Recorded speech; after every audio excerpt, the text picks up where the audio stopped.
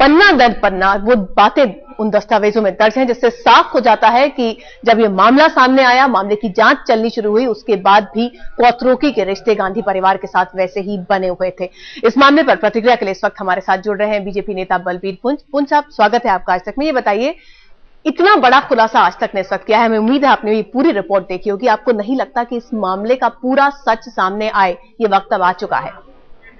एक तो सबसे पहले मैं बधाई देता हूं आज तक न्यूज चैनल को कि उन्होंने एक रहस्योद्घाटन किया, क्योंकि बोफोर्स का मामला वर्षों से चला आ रहा है और सच्चाई सब जानते हैं, परंतु प्रमाण जो है वो मिल नहीं रहे थे और सीबीआई जिसका काम था प्रमाण जुटाने का, उन्होंने अपने काम को ईमानदारी से अंजाम नहीं दिया।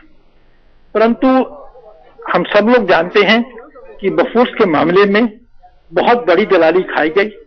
जो पैसा रक्षा, देश की रक्षा के लिए था, वो दलालों की जेब में गया और इस वजह से देश की सुरक्षा के साथ समझौता भी हुआ। परंतु कांग्रेस का जिस तरह का शासन रहा है, जिसमें सारी की सारी इंस्टीट्यूशन जो हैं वो कॉम्प्रोमाइज हुई हैं और सीबीआई तो खासतौर पे कॉम्प्रोमाइज हुई है और अभी तक दोषियों को सजा भी नहीं मिल पाई। और उसके साथ साथ जो कमीशन का पैसा था, करीब 50-60 करोड़ रुपया, वो पूरा का पूरा देश से बाहर चला गया। कौतरकी को अभी हाल में ही वो पैसा बाहर ले जाने की इस सरकार ने सहूलियत दी। और सबसे बड़ी बात यह है कि एक्सट्रेडिशन की जितनी कोशिशें हुई वो भी नाकाम रही। लेकिन पुंछ साहब, एक पार्टी के तौर पर, एक विपक्ष के तौर पर, क्या आपकी पार्टी इस खुलासे के बाद, आज तक ने जो बड़ा खुलासा किया है, उसके बाद किसी तरह का दबाव बनाने की कोशिश करेगी?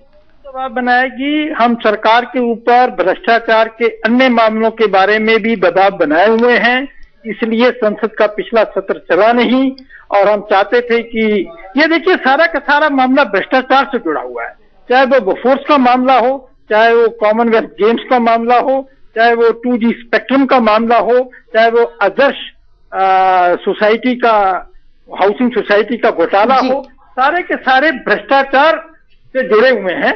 और लेकिन पुंछ साहब, एक सवाल यहां आपके ऊपर भी उठता है, पार्टी के ऊपर, कि जब आपकी सरकार थी, क्योंकि ये जो सारे डिपोजिशंस हैं, ये सारे देवेगौड़ा के वक्त के डिपोजिशंस हैं, जब वो प्रधानमंत्री थे उस वक्त हैं, लेकिन जब आपकी सरकार थी तब भी इस मामले में कोई बड़ी प्रोग्रेस नहीं हुई थी, तब आप लोगों ने कुछ क्यों नहीं किया? देखिए, वो बिल्कुल जिसे कहना चाहिए जांच परिणति पे पहुंचने वाली थी कि सरकार चली गई और उसके बाद जो बाद में सरकार आई डॉक्टर मनमोहन सिंह की, उन्होंने उसके ऊपर पर्दा डालने का। आपका कहना है कि जांच अंजाम तक पहुंच रही थी। क्या आप लोगों ने कुछ ऐसी चीजें पाई थी जो इस दावे को और पुख्ता करती है कि ये संबंध थे, घनिष्ठ थे, या जो भी दावे आरोप बीजेपी लगाती आई है कांग्रेस पर, उसको पुख्ता करती कोई बातें हैं आपके पास? क्या आप उन्हें आज तक के दर्शकों के साथ बांटना चाहेंगे? देखिए, आरोप नहीं लगाते रहे हम लोग। ये बात एक बार नहीं, कई बार स्थापित हो चुकी और अभी जो इनकम टैक्स ट्रिब्यूनल का निर्णय आया उसमें भी स्थापित हुई कि इन लोगों को दलाली दी गई,